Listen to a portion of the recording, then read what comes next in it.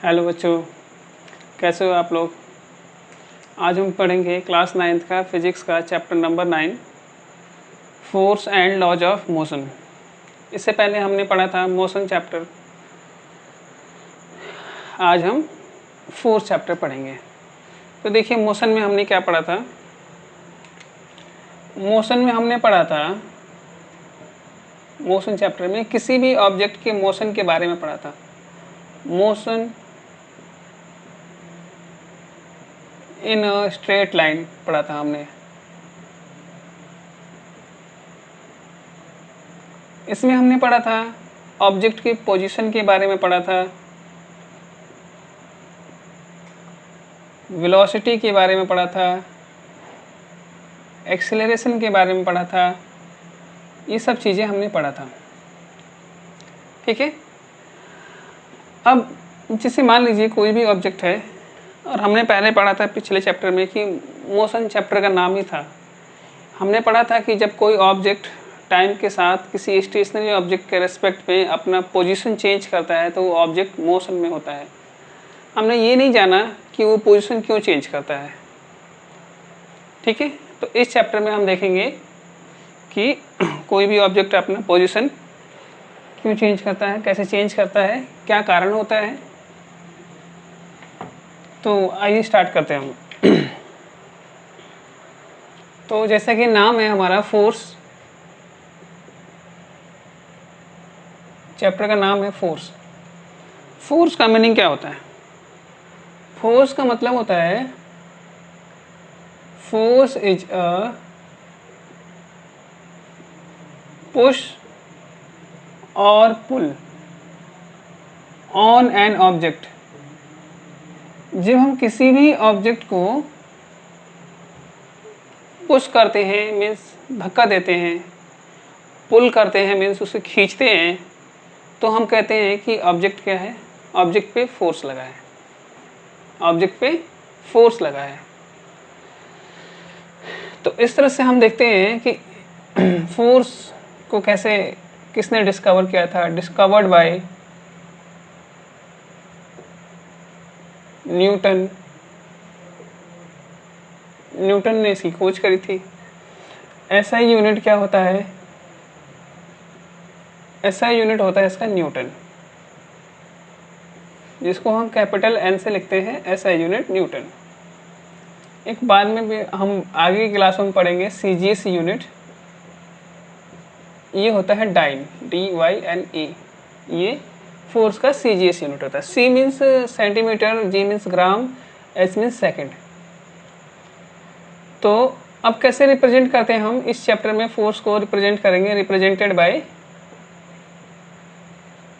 F, और it is a vector quantity. ये एक वेक्टर क्वांटिटी है। वेक्टर क्वांटिटी हम पहले के चैप्टर्स में पढ़ चुके हैं कि वेक्टर क्वांटिटी क्या होता है। वेक्टर क्वांटिटी वो क्वांटिटी होता है जिसमें मैग्नीट्यूड के साथ साथ डायरेक्शन भी होता है, उसे हम वेक्टर क्वांटिटी कहते हैं। अब इसके बाद हमें देखना है फोर्स। तो हमने देख लिया फोर्स क्या होता है कि किसी भी ऑब्जेक्ट को पुश करते हैं या पुल करते हैं तो हम कहते हैं कि हमने उस ऑब्जेक्ट पे फोर्स अप्लाई किया है, फोर्स लगाया है, बल लगाया है। इफेक्ट ऑफ फोर्स देखिए क्या होता है। इफेक्ट ऑफ फोर्स मतलब ये हुआ कि किसी ऑब्जेक्ट को हम पुश करते हैं या पुल करते हैं तो क्या क्या इफेक्ट आते हैं उस ऑब्जेक्ट पे। तो सबसे पहले देखते हैं कि a force can change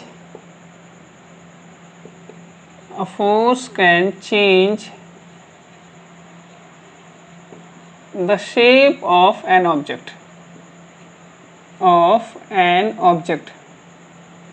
force क्या कर सकता है, किसी भी ऑब्जेक्ट का शेप चेंज कर सकता है।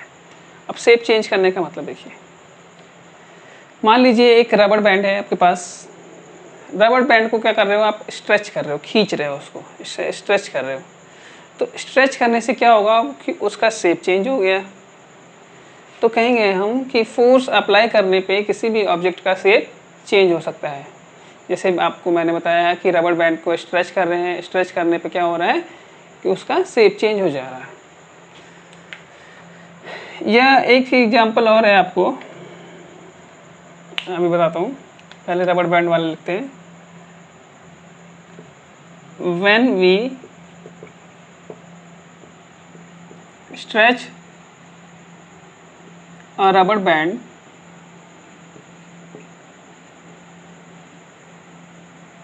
इट चेंजेज इट्स शेप, वो अपना शेप चेंज कर लेता है। स्प्रिंग बैलेंस सभी जानते हैं। स्प्रिंग बैलेंस क्या होता है? स्प्रिंग बैलेंस जनरली हम सिलेंडर को मेजर करने के लिए हम अपने डेली लाइफ में यूज करते हैं। तो जब हम कोई स्प्रिंग बैलेंस है, मान लीजिए, या स्प्रिंग ही है, कोई स्प्रिंग है, ऐसे ऐसे मान लीजिए, जब हम ये नॉर्मल स्प्रिंग है, ठीक है। अब क्या होगा दूसरे केस में, जब हम इस पे कोई वेट को सस्पेंड कर देते हैं इस स्प्रिंग पे, तो क्या होता है, ये स्प्रिंग जो होता है ये स्ट्रेच हो जाता है, ठीक है। स्प्रिंग क्या हो जाता है? स्ट्रेच हो जाता है।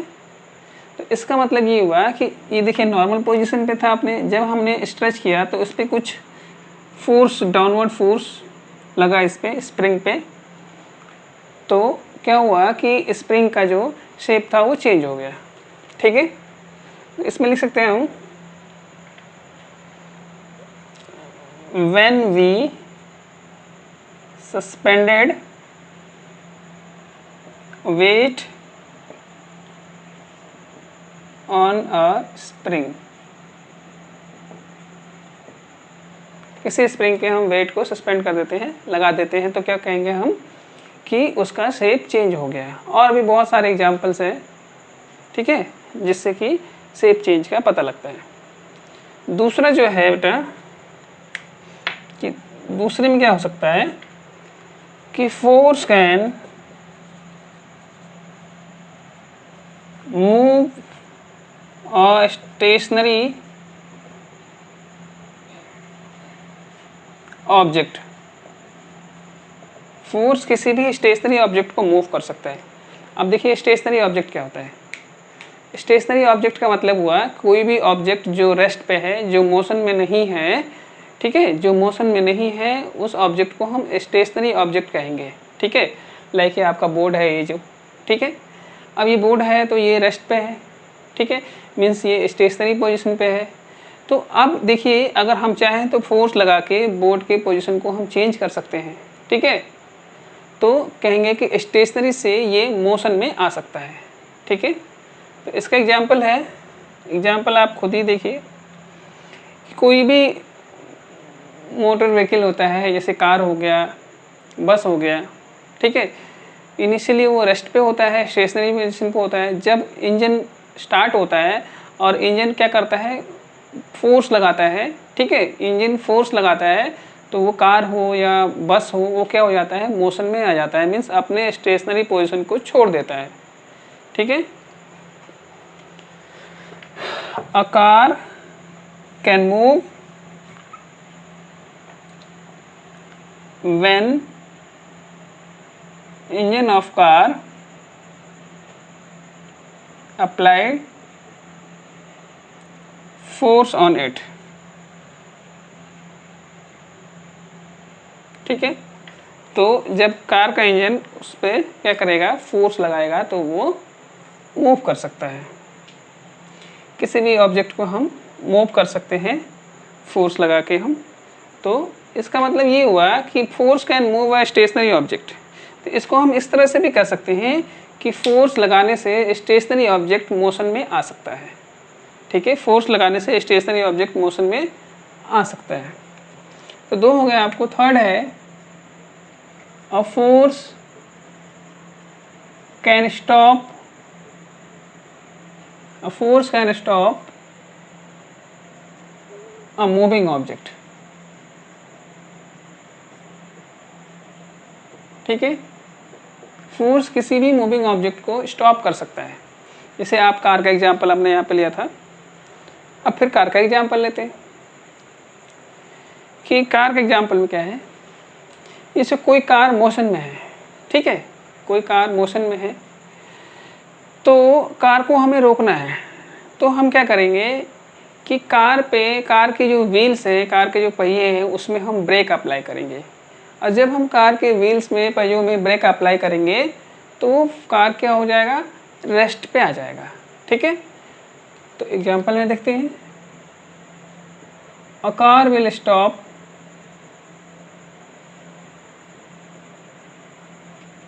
When brakes are applied. When brakes are applied, जब हम ब्रेक लगाएंगे तो कार क्या हो जाएगा, रुक जाएगा। ठीक है, या जैसे मान लीजिए एक और एग्जांपल देखिए कि आप किसी फुटबॉल को किक करते हो। ठीक है, थोड़े दूर जाते जाते जाते जाते कुछ देर बाद वो रेस्ट पे आ जाता है। अब उसका क्या कारण है, क्यों रेस्ट पे आता है, उस पर कौन सा फोर्स लगा है? तो बेटा उस पर लगा है फ्रिक्शन फोर्स। जो अर्थ का और फुटबॉल का जो फ्रिक्शन फोर्स है वो क्या है, उसकी वजह से वो रुक जाता है। तो ये हो गया। अब उसके बाद फोर्स कैन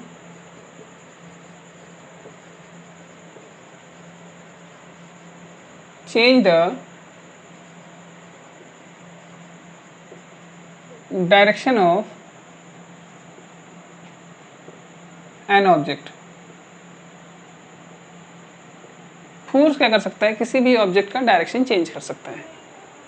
ठीक है, किसी भी ऑब्जेक्ट का डायरेक्शन चेंज कर सकता है फोर्स।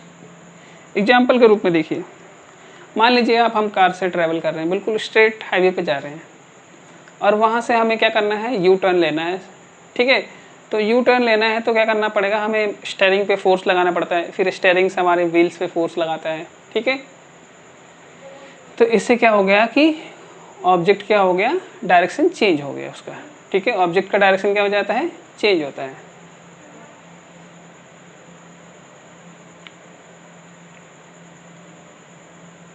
तो द डायरेक्शन ऑफ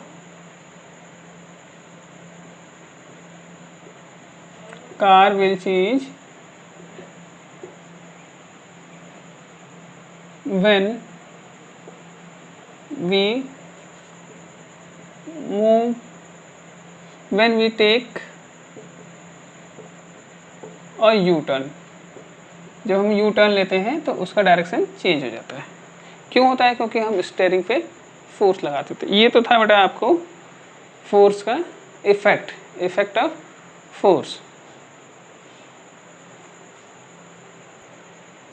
अब हम देखते हैं अनबैलेंस फोर्स और बैलेंस फोर्स क्या होता है। तो सबसे पहले देखिए बैलेंस फोर्स क्या होता है।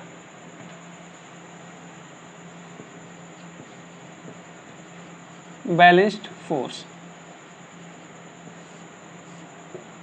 बैलेंस फोर्स का मतलब क्या होता है, when all the resultant of applied force on an object is zero, the force applied is said to be balanced, to be balanced। देखिए इसका मतलब क्या होता है। पहली बात तो यहाँ पे देखते हैं रिजल्टेंट क्या होता है। रिजल्टेंट क्या होता है, मान लीजिए किसी ऑब्जेक्ट पे हम बहुत सारा फोर्स लगाते हैं। ठीक है, तो उस ऑब्जेक्ट के ऊपर टोटल इफेक्टिव जो फोर्स होता है, टोटल इफेक्टिव फोर्स होता है, उससे उसका रिजल्टेंट कहेंगे।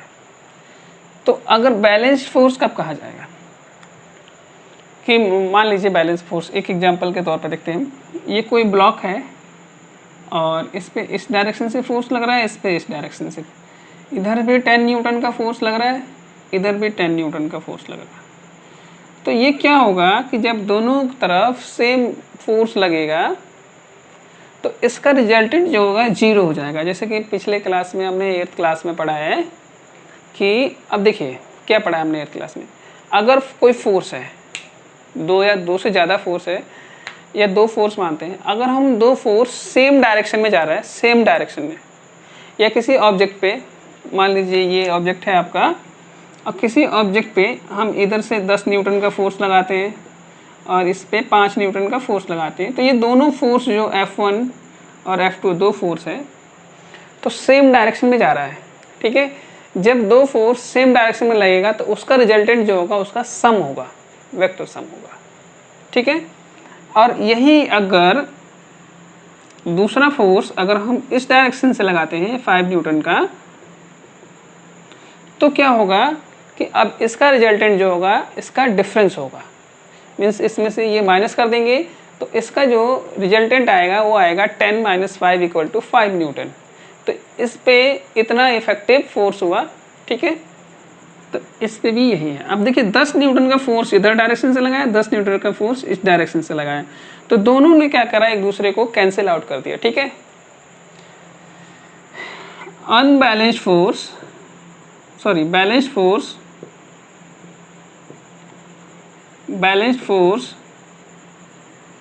does not cause motion in an object। मतलब ये हुआ कि बैलेंस फोर्स की वजह से, ठीक है, बैलेंस फोर्स की वजह से कोई ऑब्जेक्ट मोशन में नहीं आ सकता है। ठीक है, तो अब हमें पढ़ना है unbalanced force. Unbalanced force,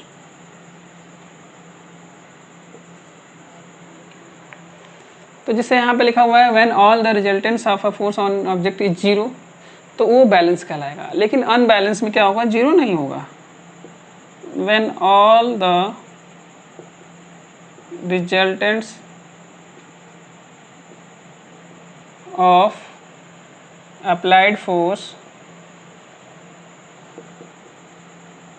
forces लिखिए on an object is not 0।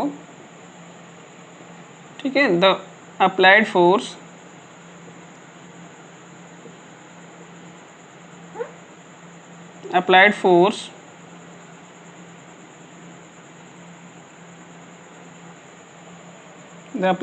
यहाँ छूट गया है। Applied force is said to B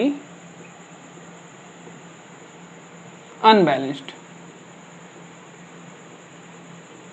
तो जो फोर्स अप्लाई हुआ है उसे क्या कहेंगे, हम अनबैलेंस कहेंगे। अच्छा, अनबैलेंस्ड फोर्स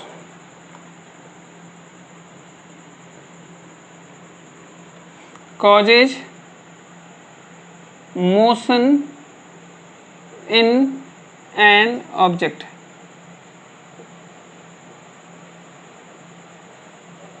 तो अनबैलेंस फोर्स की वजह से किसी भी ऑब्जेक्ट में क्या होता है, मोशन आता है। तो अब हम पढ़ेंगे Newton's law of motion. Newton's laws of motion. इस चैप्टर में आपको न्यूटन के 3 लॉ पढ़ने हैं। ठीक है, न्यूटन ने 3 लॉ बनाए, ये तीनों लॉ आपको इस चैप्टर में पढ़ने हैं। तो सबसे पहले हमें पढ़ना है Newton's first law of motion. Newton के गति का प्रथम नियम हमें पढ़ना है। यहाँ पे न्यूटन के मोशन का फर्स्ट लॉ पढ़ना है। ठीक है, न्यूटन के फर्स्ट लॉ के अकॉर्डिंग क्या है, क्या कहता है न्यूटन का फर्स्ट लॉ। बेटा न्यूटन का फर्स्ट लॉ ये कहता है, सिंपल भाषा में समझिए, कि अगर कोई भी ऑब्जेक्ट रेस्ट पे है, कोई ऑब्जेक्ट रेस्ट पे है, स्टेशनरी पोजीशन पे है, तो न्यूटन के फर्स्ट लॉ के अकॉर्डिंग वो ऑब्जेक्ट रेस्ट पे ही रहना चाहता है। वो ऑब्जेक्ट रेस्ट पे ही रहना चाहता है। या दूसरा कंडीशन देखिए कि अगर कोई ऑब्जेक्ट मोशन में है, कोई ऑब्जेक्ट अगर मोशन में है तो वो ऑब्जेक्ट यूनिफॉर्म मोशन में, स्ट्रेट लाइन में बने रहना चाहता है। यूनिफॉर्म मोशन में, स्ट्रेट लाइन में, यूनिफॉर्म मोशन में बने रहना चाहता है जब तक उस पे कोई एक्सटर्नल अनबैलेंस्ड फोर्स अप्लाई ना हो। मीन्स जब तक उसको कोई डिस्टर्ब ना करे तब तक वो अगर रेस्ट पे है तो रेस्ट पे रहना चाहता है, और मोशन में है तो वो यूनिफॉर्म मोशन में स्ट्रेट लाइन में रहना चाहता है। यही कहता है आपका न्यूटन्स का फर्स्ट लॉ। तो देखिए डिफाइन करते हैं इसको।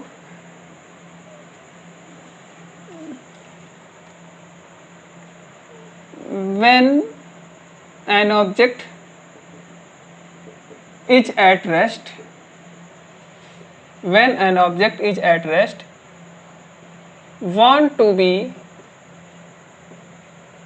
at rest, कोई ऑब्जेक्ट अगर रेस्ट पे है तो वो रेस्ट पे रहना चाहता है, और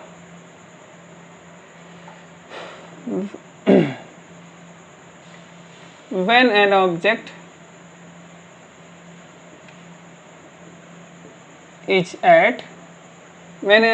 is in motion,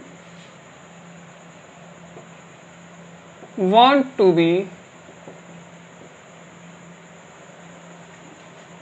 in uniform motion along a straight path, straight path में, स्ट्रेट लाइन में बने रहना चाहता है, unless no external force is provided. मतलब जब तक उस पर कोई एक्सटर्नल फोर्स ना लगे तब, ठीक है, ये कंडीशन है इसका। कोई भी एक्सटर्नल फोर्स, कोई एक्सटर्नल अनबैलेंस फोर्स उस पर अप्लाई नहीं होना चाहिए, तभी वो ऑब्जेक्ट अगर रेस्ट पे है तो रेस्ट पे रहना चाहेगा, और मोशन में है तो वो मोशन में रहना चाहेगा। कंडीशन है इसका, ठीक है। चलिए, जब न्यूटन के फर्स्ट लॉ को हम इनर्शिया भी कहते हैं। इनर्शिया देखिए क्या होता है। इनर्शिया का मतलब क्या होता है? इनर्शिया का मतलब होता है कि ये इनर्शिया जो होता है हर ऑब्जेक्ट की प्रॉपर्टी होती है, हर ऑब्जेक्ट की प्रॉपर्टी होती है जिसके कारण वो ऑब्जेक्ट अगर मोशन में है तो मोशन में रहना चाहता है, और रेस्ट पे है तो वो रेस्ट पे रहना चाहता है। मीन्स सिंपल भाषा में बोले तो प्रत्येक ऑब्जेक्ट अपने स्टेट चेंज को रजिस्ट करता है। जितनी भी ऑब्जेक्ट है, जो भी ऑब्जेक्ट है, वो अपने स्टेट चेंज को रजिस्ट करता है। मीन्स अगर वो रेस्ट पे है तो रेस्ट पे रहना चाहता है, मोशन में है तो वो मोशन में रहना चाहता है। यही है इनर्शिया। तो इनर्शिया को कैसे डिफाइन करेंगे? It is the property of every object due to which it resists in change of its state of motion और रेस्ट। मतलब या तो वो अपने अगर मोशन में है तो मोशन में रहना चाहता है, रेस्ट पे है तो रेस्ट पे रहना चाहता है, ठीक है। इनर्शिया में देखिए और आगे देखते हैं। It is the measure of mass. इसका मतलब देखिए, इस लाइन का बहुत मतलब है कि जो इनर्शिया होता है मास का मेजर होता है। मतलब इनर्शिया को हम मास में मेजर कर सकते हैं, ठीक है। दैट मीन्स देखिए, इस लाइन के अकॉर्डिंग क्या होगा कि जो ऑब्जेक्ट जिसका मास ज़्यादा है, जिस ऑब्जेक्ट का मास ज़्यादा है उस ऑब्जेक्ट का इनर्शिया अधिक होगा, ठीक है। जिस ऑब्जेक्ट का मास कम है उस ऑब्जेक्ट का इनर्शिया जो होगा कम होगा, ठीक है। तो देखिए, दैट इज heavier objects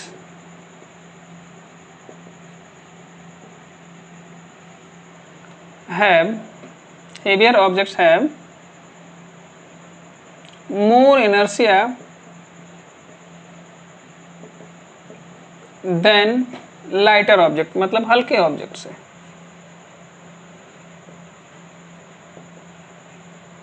ठीक है। अब मान लीजिए हम कंपेयर करते हैं, एक थर्माकोल की बात करते हैं, ठीक है। 1 kg थर्माकोल लेते हैं और 1 kg पत्थर लेते हैं, 1 kg है कोई पत्थर, ठीक है। तो वैसे इसमें थोड़ा अलग केस हो जाएगा, लेकिन मान लीजिए कि मास हम अलग अलग करते हैं। 1 kg का कोई पत्थर लेते हैं, कोई 100 ग्राम का पत्थर लेते हैं। तो 1 kg जो पत्थर होगा उसका इनर्शिया ज़्यादा होगा, क्योंकि उसका मास क्या है, ज़्यादा है, ठीक है। एक क्वेश्चन भी आता है इसमें कि जैसे कि मान लीजिए क्रिकेट के गेम में जो लेदर की बॉल होती है उसको रोकना थोड़ा मुश्किल होता है, जबकि हम टेनिस बॉल को हम आसानी से पकड़ सकते हैं। तो कारण यही होता है कि लेदर बॉल का जो होता है इनर्शिया ज़्यादा होता है, उसका मास ज़्यादा होने की वजह से, इसलिए वो ज़्यादा नुकसान पहुंचाता है, ठीक है। तो ऐसा यूनिट क्या हो जाएगा इसका, भाई जब मास है तो ऐसा यूनिट होगा किलोग्राम, और it is a scalar quantity. जैसा कि मास स्केलर क्वांटिटी है, ये भी क्या है, स्केलर क्वांटिटी है, ठीक है। तो भाई इनर्शिया के बारे में हमने इतना जाना कि इनर्शिया प्रत्येक ऑब्जेक्ट की प्रॉपर्टी होती है जिससे वो अपने स्टेट चेंज को रजिस्ट करता है। मीन्स अगर वो मोशन में है तो मोशन में रहना चाहता है, रेस्ट पे है तो रेस्ट पे रहना चाहता है। It is the measure of inertia mass. Inertia जो होता है मास का मेजरमेंट होता है, मीन्स इनर्शिया को मास में मेजर किया जाता है। Inertia is measured in mass, ठीक है, that is inertia is measured in mass. तो inertia is measured in mass, ठीक है, in terms of mass. Inertia को हम मास के टर्म में मेजर कर सकते हैं, ठीक है। अब हम पढ़ेंगे टाइप्स ऑफ इनर्शिया। तो टाइप्स ऑफ इनर्शिया में पहले पढ़ना है हमें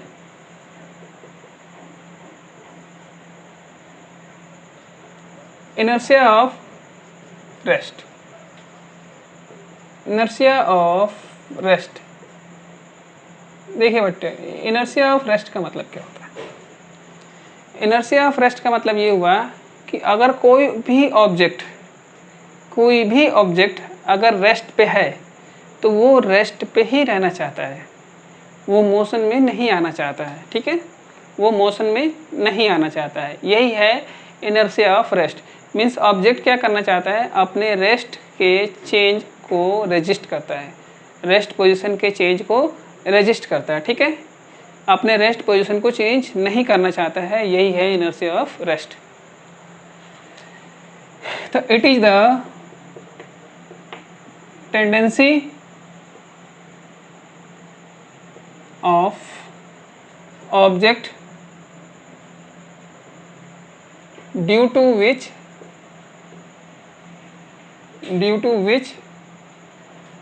it resist in change of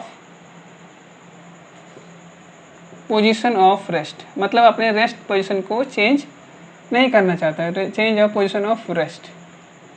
rest में है तो रेस्ट में रहना चाहता है, ठीक है। तो अब देखिए, अब आपको एक एग्जांपल बताया जा रहा है कि आप लोगों ने भी कभी ना कभी एक्सपीरियंस किया होगा। मान लीजिए कि किसी बस स्टॉप पे गए आप, और बस लगी हुई है, आप बस में क्या हुआ, बैठने के लिए गए, आपको सीट नहीं मिला, ठीक है, सीट नहीं मिला आपको, आप खड़े हो गए। अब बस में ऐसे पकड़ने के लिए बनाए होते हैं, आपने नहीं पकड़ा उसको, आपका ध्यान कहीं और है। अचानक से क्या हुआ, सडनली बस स्टार्ट हो गया, चलना शुरू हो गया बस, ठीक है। बस क्या हो गया, चलना शुरू हो गया। और जब बस चलना शुरू हो जाता है तो क्या होता है कि आप ऐसे पीछे की तरफ आप गिर जाते हो। ये गिरने जैसा हो जाता है, आपका पोजीशन गिरने जैसा हो जाता है, या गिर भी सकते हो। तो इसका कारण क्या है, देखिए कारण पहले समझते हैं कि देखिए, इनिशियली ये बस का फ्लोर है, ठीक है, और ये आप जो है आपका पैर है ये, ठीक है। तो क्या हुआ, बस जब मोशन में नहीं था, रेस्ट में था, तो बस का फ्लोर भी जो है रेस्ट पे है, और आप भी रेस्ट पे हो, तो आपका पैर भी रेस्ट पे है, ठीक है। तो क्या हुआ कि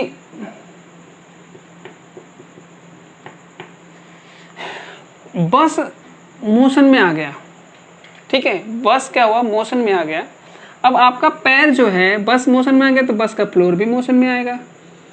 भाई बस का फ्लोर मीन्स बस के साथ ही तो है, बस का फ्लोर जिससे आपका पैर कांटेक्ट में है वो भी क्या होगा, मोशन में आएगा।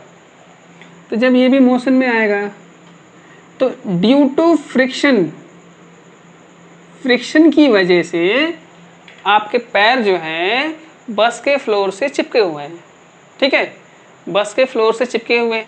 तो देखिए ये जब बस का फ्लोर क्या हुआ, मोशन में आ गया, और फ्रिक्शन की वजह से, फ्रिक्शन की वजह से क्या हुआ कि आपका पैर बस के फ्लोर से चिपका हुआ है। तो जब बस का फ्लोर मोशन में आया तो आपका पैर भी जो है मोशन में आ गया, आपका पैर जो था वो मोशन में आ गया due to the friction, friction की वजह से चिपका हुआ था फ्लोर से। तो फ्लोर चला, बस चला तो फ्लोर बस के साथ है, तो आपका पैर भी साथ साथ ऐसे चला, आगे को चला। लेकिन जो आपका अपर पोर्शन है बॉडी का वो किसी से कांटेक्ट में नहीं था, ठीक है, और वो अपने इनिशियल पोजीशन पे, पहले वाले पोजीशन पे रहना चाहता है, ठीक है। मतलब आप इनिशियल पोजीशन आपका क्या था, रेस्ट। भाई पैर तो हमारा बस के साथ चला गया, ठीक है, हमारे बॉडी का अपर पार्ट है वो तो किसी के साथ नहीं है, तो वो अपने रेस्ट पोजीशन को रजिस्ट करता है। मीन्स मान लीजिए कि अभी यहाँ है और बस के साथ हम यहाँ गए तो वो अभी यहाँ आना चाहता है, ऐसे ये अपने इनिशियल पोजीशन को मेंटेन करना चाहता है, ठीक है, इनिशियल पोजीशन को मेंटेन करना चाहता है। इस वजह से, ठीक है, आप या कोई और भी सवारी होता है वो पीछे की तरफ झुक जाता है या पीछे की तरफ गिर जाता है, ठीक है। और भी बहुत सारे एग्जाम्पल हैं आपकी बुक में, और जैसे एग्जाम्पल है आपको पेड़ वाला, पेड़ से पत्ते कैसे गिर जाते हैं आपको देखना है, आपकी एनसीईआरटी बुक में है। ब्लैंकेट वाला है, ठीक है, ब्लैंकेट को हम कैसे उससे धूल बाहर निकाल लेते हैं, ठीक है, और बहुत सारे एग्जाम्पल्स हैं। कैरम बोर्ड वाला है, कैरम आप सभी ने ऐसे देखा होगा कि बहुत सारे गोटियाँ ऐसे एक साथ, एक के साथ, एक के साथ, एक के ऊपर होती है। हम स्ट्राइकर से सबसे नीचे वाली गोटी को स्ट्राइक करते हैं बहुत तेज़ी से मोशन में, तो क्या होता है कि ये सबसे नीचे वाली गोटी जो होती है बाहर आ जाती है, ठीक है, और बाकी गोटियाँ जो होती है वो नीचे रह जाती हैं। तो ये किसके कारण होता है, इसके कारण भी यही है। देखिए इनिशियली क्या था कि कैरम की सारी गोटियाँ जो थी, जो एक के ऊपर एक हमने लगा रखी थी, वो क्या थी, रेस्ट पे थी, ठीक है। जब हमने कैरम से इस पे स्ट्राइक किया तो एक गोटी बाहर निकल गई और ये इतने इनिशियल पोजीशन के मतलब रेस्ट पे रहना चाहता है, इसीलिए क्या हुआ कि कैरम की गोटी जो है वहीं बैठ गया। एक ग्लास वाला भी है, ग्लास के ऊपर कार्डबोर्ड रख के और कॉइन रख के आप ऐसे फ्लिक करोगे कार्डबोर्ड को, तो ग्लास क्या होगा, कॉइन जो होगा ग्लास में गिर जाएगा और कार्डबोर्ड बाहर निकल जाएगा। तो ये सब है आपके एग्जाम्पल। तो इसका एग्जाम्पल लिख लेते हैं हम।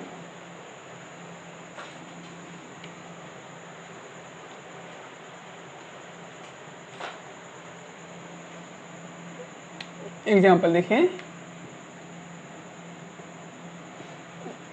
when a bus start suddenly,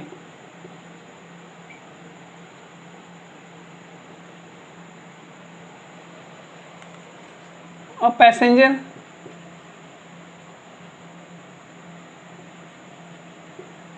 may fall backward.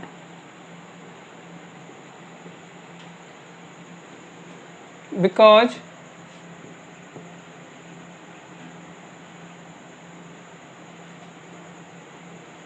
legs of passenger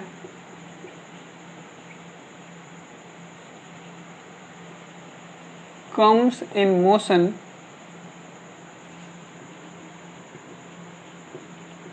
but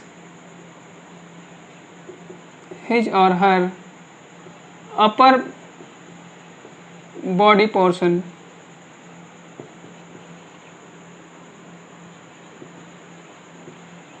remain at rest due to inertia of rest.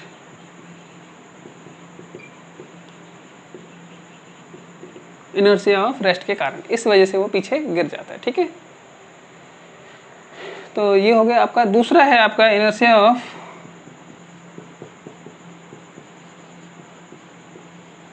Of motion.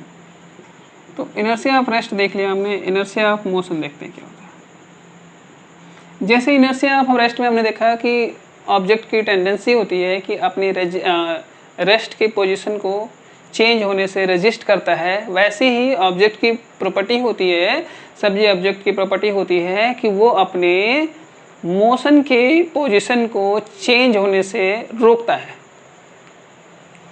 तो it is the tendency, it is the tendency of object due to it resist change in position of motion, मतलब अपने motion के position को change होने से रोकता है। अब इसका एग्जांपल देखते हैं, इसी का जस्ट अपोजिट एग्जांपल है। एग्जांपल देखिए इसका। पहले था कि रेस्ट में था कि जब बस स्टार्ट नहीं हुआ था। अब इस केस में क्या है कि चलिए अब बस स्टार्ट हो गया, बस चल रहा है, ठीक है, और फिर से वही केस है, हमने केयरलेस खड़े हैं हम बस में, कोई भी पैसेंजर है या हम हैं, तो क्या हुआ, सडनली बस ने ब्रेक अप्लाई कर दिया। सडनली बस ने क्या करा, ब्रेक अप्लाई कर दिया। सेम केस यही हुआ कि पैर जो हमारे थे बस के फ्लोर से फ्रिक्शन की वजह से कांटेक्ट में थे, ठीक है, और हमारे बॉडी का जो अपर पोर्शन था वो किसी के कांटेक्ट में नहीं है, तो पैर क्या हुए, बस रेस्ट में आया तो पैर भी रेस्ट में रह गया क्योंकि वो फ्लोर से कांटेक्ट में है, और बॉडी का जो हमारा अपर पोर्शन है वो किसी के कांटेक्ट में नहीं था और वो मोशन में था पहले, तो अब भी मोशन में रहना चाहता है, जिसकी वजह से हम ऐसे आगे की तरफ गिर जाते हैं। कई बार कैसा होता है, कई बार ऐसे होता है कि कोई पैसेंजर है ऐसे बैठा हुआ है, सीट पे ही बैठा हुआ है, अचानक से ब्रेक इतना तगड़ा लगाया ब्रेक ड्राइवर ने, कभी इमरजेंसी ब्रेक लगानी पड़ जाती है, तो क्या होता है कि उसका जो सर होता है आगे वाली सीट में लग जाता है। इस वजह से हम कारों में सीट बेल्ट भी अप्लाई करते हैं कि ब्रेक लगाने पे हम डैशबोर्ड पे ना जाएं, या शीशा होता है आगे उस पे ना जाएं। तो एग्जांपल देखिए,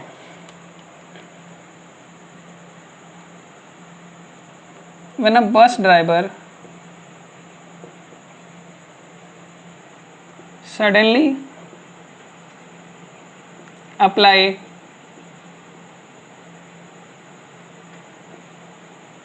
ब्रेक्स, मतलब ब्रेक अप्लाई कर लिया,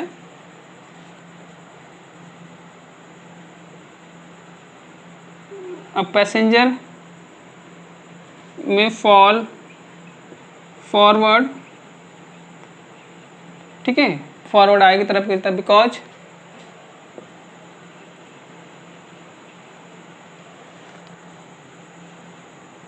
legs of passenger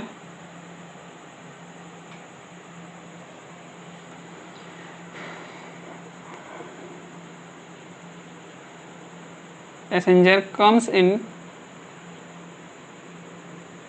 rest, but his or her upper body portion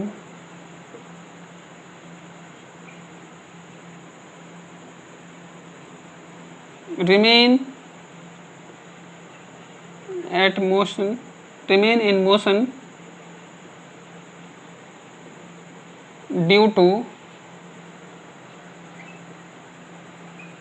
inertia of motion, ठीक है। इस वजह से क्या होता है कि वो आगे की तरफ गिर जाता है। अब थर्ड देखते हैं हम, inertia of rest, sorry inertia of direction.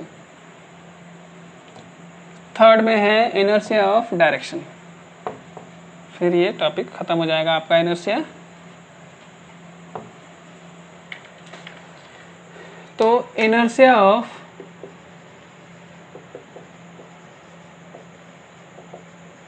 Direction देखना हमें। इनर्शिया ऑफ डायरेक्शन में क्या होता है, कि न्यूटन के फर्स्ट लॉ के अकॉर्डिंग हम जानते हैं कोई ऑब्जेक्ट अगर मोशन में है तो वो स्ट्रेट लाइन में रहना चाहता है। ठीक है, स्ट्रेट लाइन में रहना चाहता है। अब मान लीजिए कि कोई कार है, कुछ भी है, ऐसे स्ट्रेट ऐसे जा रहा है। ठीक है, अचानक से उसे यू टर्न लेना पड़ गया, ऐसे यहाँ से उसको एक शार्प यू टर्न लेना पड़ गया, यहाँ से शार्प टर्न लेना पड़ गया। तो देखिए क्या हुआ, अभी तो वो स्ट्रेट लाइन में था ऐसे, और यू टर्न लेने के बाद ऐसे आ गया, लेकिन इनर्शिया डायरेक्शन की वजह से वो स्ट्रेट लाइन में ही रहना चाहता है। इस वजह से पैसेंजर जो बस के या कार है, कोई भी व्हीकल है, उसमें जो बैठे होते हैं तो वो ऐसा लगता है कि वो गाड़ी से बाहर आ जाएंगे, ऐसा लगता है कि वो गाड़ी से बाहर आ जाएंगे। तो देखिए, it is the tendency of object due to which it resist change in direction of motion के डायरेक्शन को चेंज करने से रेजिस्ट करता है मोशन। ठीक है, एग्जाम्पल देखिए,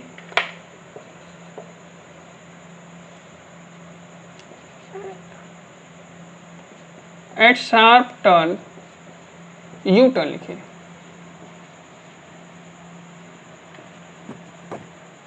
a passenger sitting in a car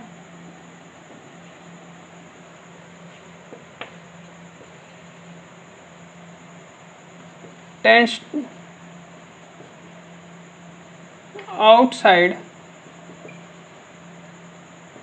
to outside the car due to inertia of direction. ठीक है, इनर्शिया ऑफ डायरेक्शन क्या होता है अभी बताया मैंने आपको। अगर कोई कार मान लीजिए स्ट्रेट जा रहा है और उसे शार्प ऐसे यू टर्न लेना पड़ गया, तो देखिए इनिशियल स्टेज में क्या था, वो स्ट्रेट लाइन में था वो। ठीक है, मोशन उसका स्ट्रेट लाइन में है, तो वो नहीं चाहेगा इनर्शिया ऑफ डायरेक्शन की वजह से कि अपने मोशन को वो चेंज करे। ठीक है, और वो गाड़ी तो अपना यू टर्न ले चुकी है, तो डायरेक्शन नहीं चाहेगा चेंज करने। इस वजह से जो पैसेंजर होते हैं वो लगता है कि वो बाहर गिर जाएंगे। तो अब अगले क्लास में हम पढ़ेंगे न्यूटन का सेकंड लॉ।